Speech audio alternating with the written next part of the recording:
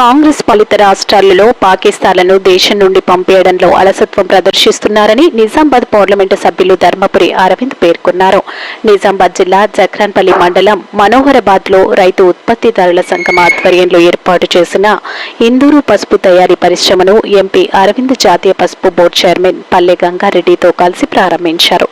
MP Arvind మాట్లాడుతూ మోదీ నాయకత్వంలో త్వరలో కశ్మీర్ ఉగ్రదాడిపై గట్టి జవాబు ఉండబోతుందన్నారు. ఓటు బ్యాంక్ రాజకీయాల కోసం కాంగ్రెస్ పార్టీ మోదీకి ఆటంకాలను సృష్టిస్తున్నారు అని వెల్లడించారు. కశ్మీర్ బయట ఎటువంటి టెర్రరిస్టు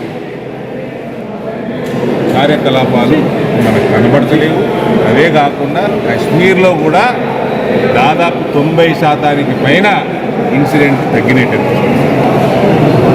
అటువంటి నాయకుడికి, అటువంటి ప్రధానమంత్రికి వీళ్ళు కోఆపరేట్ చేయకుండా ఇబ్బందులు క్రియేట్ చేసే పార్టీ కాంగ్రెస్ పార్టీ. ఆ ఇబ్బందులు కేవలం ఓటు బ్యాంకు కోసం, దానికోసము హిందువుల ప్రాణాలు అయినా వీళ్ళు లెక్క చేస్తలేరు, దేశ భద్రతను కూడా లెక్క చేస్తలేరు. కాబట్టి మా డిమాండ్ తక్షణమే పాకిస్తాన్ వాడు ఒక్కడు ఉండొద్దు, బంగ్లాదేశ్ వాడు ఒక్కడు ఉండొద్దు. బంగ్లాదేశ్ వాళ్ళకి వెళ్ళి మయన్మార్కి వెళ్ళి వచ్చిన వాళ్ళందరినీ గుజరాత్కి వెళ్ళి, మహారాష్ట్రకి వెళ్ళి, ఉత్తరప్రదేశ్కి వెళ్ళి, ఉత్తరాఖండ్కి వెళ్ళి బీజేపీ పాలిత రాష్ట్రాలు ఏరి తరిమేస్తున్నాయి.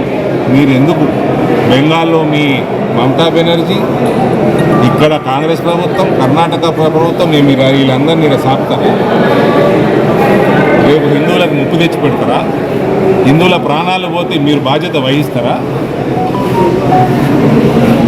తక్షణమే అందరూ విదేశీయులందరూ ఎటువంటి కశ్మీర్ బయట ఎటువంటి టెర్రరిస్టు కార్యకలాపాలు మనకు కనబడతలేవు.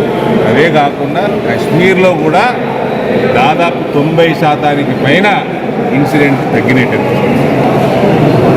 అటువంటి నాయకుడికి, అటువంటి ప్రధానమంత్రికి వీళ్ళు కోఆపరేట్ చేయకుండా ఇబ్బందులు క్రియేట్ చేసే పార్టీ కాంగ్రెస్